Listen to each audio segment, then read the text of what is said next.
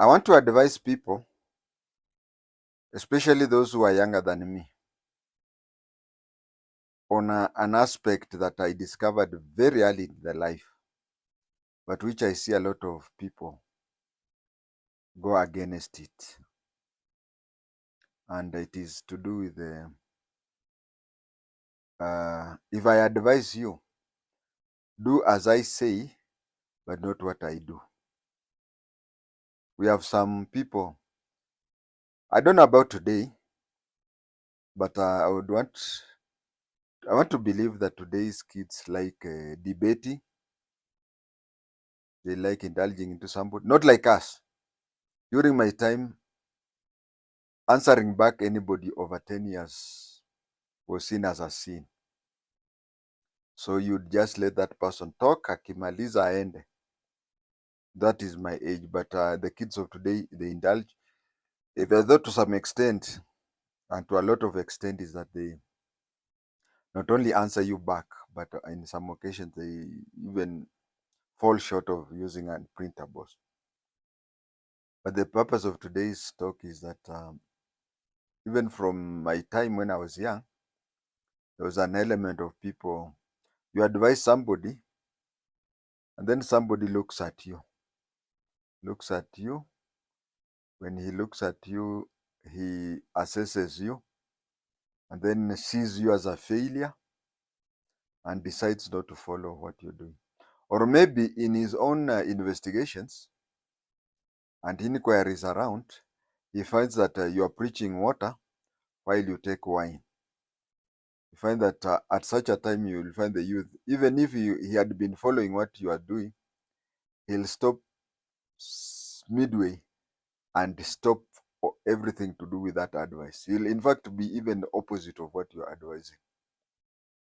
But I advise you that forget about the person who is giving the advice, follow the advice. And if you find that he is opposite of what he's advising, how sure are you that he did follow what he's saying, but after reaching the age he has started regretting. And when he has started regretting, he has now turned back to advising younger people on which turn he made a wrong turn. He may have realized that there is a junction that instead of taking one side, he took the opposite side. So he is trying to tell you. You may also have discovered that some poor people, somebody walking in tattered clothes, is advising you on how to be rich. And then there are so many young people, even during my time, say, if you are that clever, you'd be very rich by now. But remember, I would give you two examples. There is one example where somebody completes Form 4, his father gives him 10 million shillings, he starts a construction company. And you complete Form 4, get an A minus, and then undertake an engineering or a construction degree, 6 years degree, construction degree. Once you come out of the university, he employs you as the general manager of his company.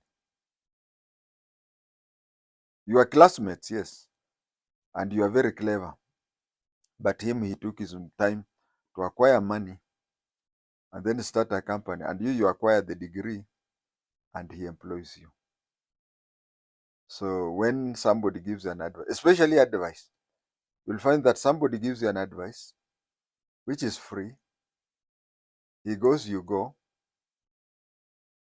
If in future you'll succeed, or should I say, when in future you succeed, it is you who's going to succeed. There is no fingerprint of his that he's the one who advised you that. Now I'm going to give you an example of somebody who gave me an advice, very good advice. The fellow is dead now. The fellow is dead. He died in 1993. The fellow is dead. But he is the one who gave me advice. And during the time I was in the police service, I used to be one of the heaviest contributors in the cooperative. I used to contribute. It even reached a time when my target was that I get 13 salaries a year. This is what I had said. I calculated the percentage interest in my shares. So I wanted it to be so much that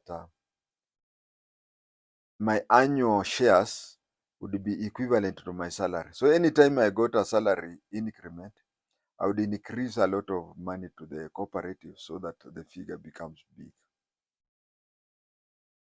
He's the one who made me contribute a lot towards the Harambee cooperative.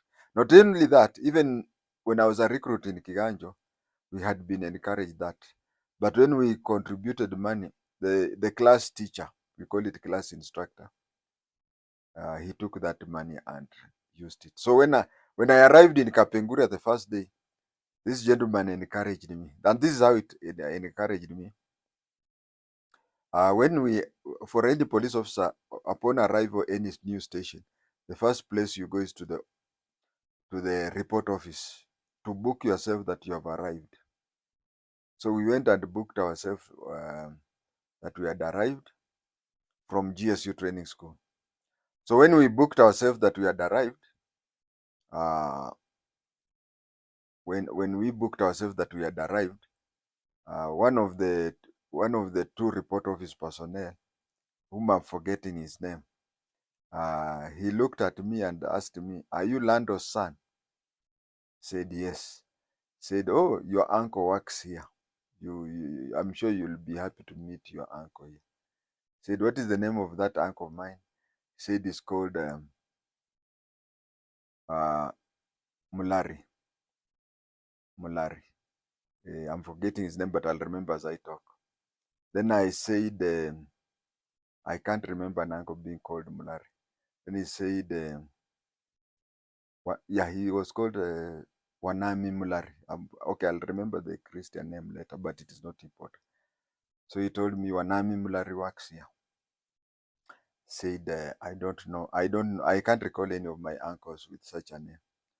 Then he said, "Oh, I remember. He says that at home is known as Isaiah Mulari." Isaiah Mulari. I said, "I can't recall that." Then that was the end of the thing. We went to the police station, stayed there. You see, after entering the hall, actually it was the canteen, but it had been converted into a sort of a dormitory. Going there, placing there your bed, whatever. So we sat out to bask in the sun, not knowing what would happen. Then he was called Isaiah Isaiah Wanami Mulari. Isaiah Mulari Wanami. Yeah. So when we were somewhere out there basking in the sun, somebody came and you know this thing about monolization is everywhere. This thing about monolization the world over. So somebody came and he said, "Are you the new recruits who had come?" And of course we knew there'll be monolization. So we were just ready. Nobody answered him, but of course he concluded, and then he started asking, uh, "Where do you come from? Where do you come?" Nobody answered him. But when he reached where I was, because I was not afraid of monolization, being a son of a senior police officer. When he reached where I was, he said, "Where do you come from?" I told him, "If you are looking for anybody from Ingo, then I am from Ingo." He said, "I'm from Matura." I said, I'm from Luandete. So he said, "Are you Lando's son?" I said, "Yes." So now these other 6 other recruits looked at us and concluded these people must be from one village.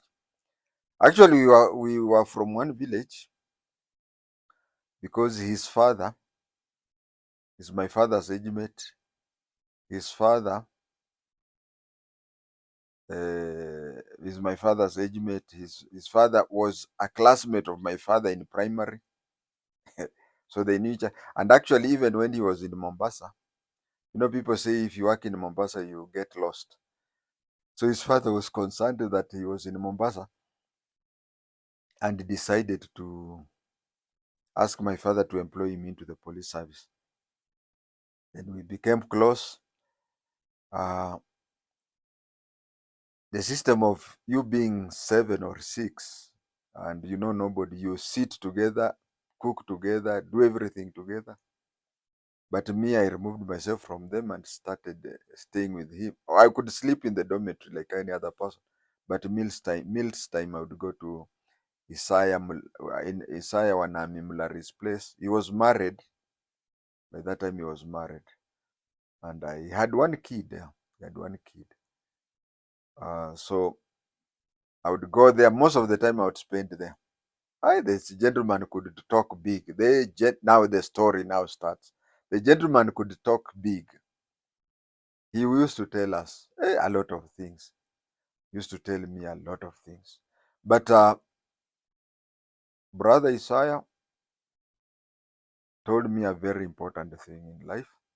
Said your stepmother may have been bad to you, but the first salary you get, spend it on her.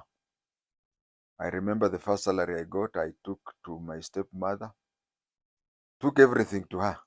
Actually, even going back to Kapenguria, I was in uniform. So I didn't pay even a single cent to Kapenguria. I was being carried free of charge up to Kapenguria. When I went back, I told him, you told me to give her everything. Me now, you'll feed me like your kid. And actually, the second month, uh, he more or less fed me, because when you are on duty, when you're on patrol, a police officer, there's a possibility of you coming back with some money. So whenever I could get anything on patrol, I would give the wife. And she also taught me something, which I'll tell you people, single men who live together with a brother or a cousin or a colleague who is married. Kindly, if you are a man and you are staying with another man who has a wife, and his wife, the one who cooks for you people, she also does the laundry for you people, don't buy anything. Unless you're passing by a butchery or a shop, and then they give you, you can pass through a butchery and they give you a kilo of meat. But in most cases, give her money. Sister-in-law, yeah, here's the money. Add on to what my brother or my colleague has given you. Add on to that, and then cook something. That is the best way to go. But if you start taking things, one of the reasons why you take things there is that you're trying to tell somebody else's wife what to cook. That is the worst mistake any man can do. If you are cohabitating with a male relative who has a wife, or a colleague you work with and he has a wife, and you usually eat at their place, whatever, don't ever determine what to be cooked unless and until she asks you, Shemeji, what would you want to take today? But trying to say, okay, today tumekula ugali sana, kesho shemeji, just be taking their food. And if for example, if you're a police officer and you pass near a shop and you're given this or that, apologize to her, tell her, Shemeji, as I was passing this and that place, I was given this sugar. The best method of contributing to food, if you're working, is that you give her money. She decides. If she will decide after consulting with her husband, you come up to a third. You come up to a third. If they decide to ask you, well and good. And the last thing I also want to tell you about such arrangements, don't ever let her know what you don't eat. For example, me, I don't take cabbage. don't take cabbage for a very long time unless it is in Githeri. Now I could go there, find that she has prepared food with cabbage. As she was preparing, a one room and she's cooking and whatever, I'll tell her, Shemeji, don't include me in the food. I've already eaten some. And then when I go back to the barrack, I rush to a kiosk to eat. Don't ever go to somebody if it is your sister, your cousin. Now, her marriage to this person, the relationship. Okay, I've even known cases where you are related to two. For example, there is a policeman and a policewoman. They are both married, and you are also a policeman. So you find both of them, their relationship to you are the same, isn't it? Or something like that. But if your relationship is through the man, don't ever tell his wife what to cook and what your preference are, unless she asks. But if she's your sister, if she's your cousin, if she's your colleague or anything, and you call the husband shemeji, then you can tell her what to cook and whatever. Now you have heard that. Then it comes to the story I was saying that do as I say and don't do as I do. This man used to tell me every time. He would tell me how he has built at home. He used to say how he has built his father a very big house, how he has built his mother a very big house, how he has built his stepmother a very big house, and how he has bought the two mothers, his mother and his stepmother, how he has bought them so many cattle and whatever. Then one time I looked at his chest. Police officers have got, especially junior officers, have got numbers on their chest which indicates their personal file number. And for somebody who knows about police service, you will know. If even me, when I'm walking around, I look at a police officer in the chest and know. Then when I see the number, I tell him, "So you are recruited at such and such a time." Say, yeah. So that is how police do connect. And one time I looked at him. I remembered his number. His number was 36 and 36. The last three numbers I can't remember. And mine is 41. So there was a difference of 500 people, and which translated to about 5 years. So I was wondering how in 5 years he has done all these things. And I asked him, how comes you have done so much things that people who were employed long time ago ahead of you? How comes? Then he looked at me in the face and said, brother, there is a secret. I said, which is the secret? He said, alcohol. He told me there are two secrets. First secret is alcohol. I said, what about alcohol? He said, most of the people I was employed with, I have an elder brother called Peter, who is also a police officer, and he has not done even a third of what I've done. It's because he takes alcohol. Most of people who take alcohol cannot develop. So you should stop taking alcohol. That is one. Two, he told me that the salary, we used to get 30% of the salary in form of hardship allowance. My salary was 885, so I used to get 200 and something in form of hardship allowance. So he said, you survive on the hardship allowance. As for your basic salary, save, and you'll become very rich. And I saved. When I started this shooting, I said that I'd saved so much in the cooperative that I wanted the annual shares, annual bonus to be equivalent to my salary. That means I had saved massively. So those are the things he told me, that save massively. And so I started using my hardship allowance, and my salary, I would take the whole salary to do I took all my whole salary to save. Later on, I came to understand that By the time I visited his home and whatever, I came to realize that was even better than him. But then, you see, I followed his advice. Okay, I had no way of knowing whether he was cheating or anything, but I trusted that. That is the essence of today's recording.